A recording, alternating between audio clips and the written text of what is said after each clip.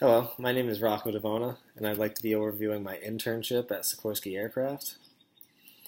I first came across the opportunity through a school email. I found out that they had an internship opportunity in their Assembly and Flight Operations department.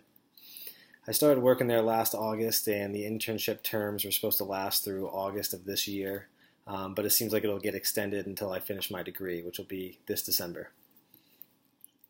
When I first started working there, I was trying to learn more about scrap, rework, repair, and other factors that roll up into cost of poor quality. My primary role there is to understand the labor metrics that feed the cost per hour that they charge their primary customers, which is the U.S. government and other international customers as well. What I hope to learn from this position is just more about labor metrics. How are they factored? How can they be resolved? How can they improve the overall cost that we're charging our customers, which in turn saves Sikorsky money? Three factors in particular is DOI, which is direct on indirect. These are hours that direct charging employees are racking up aside from working directly on the aircraft. The purpose of keeping that percentage and time as low as possible is that more of their time gets booked directly to the customer and it's less that Sikorsky has to foot.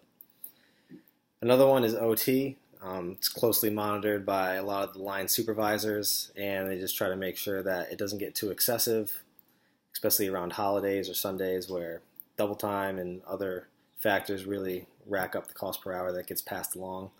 And the third one is lost time, associated with grievance or other things that pulls an employee outside of the work. The primary software that I'll be using is Hyperion, which is an Oracle-based software. It aids in report consolidation and analysis. So I will be going to this quite frequently to find out raw data factors that feed the DOI, OT, and lost time variables. Through this, hopefully I can work with management that have a direct influence on the workers and ways that they can kind of reduce this time and overall save the company money. From my financial perspective, this all rolls up under the profit and loss statement.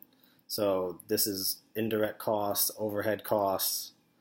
This will be considered in other costs that will ultimately affect their operating margin or EBIT, earnings before interest and taxes. So kind of the time frame and the deadline on my objectives is the length of this course. So 7 weeks from now, we're looking at July 10th. I will be sitting down with my supervisor and just going over the improvements I've made, better ways to track and just kind of get the word out there of major players that are influencing these percentages, and hopefully I can track the improvement of the cost per hour.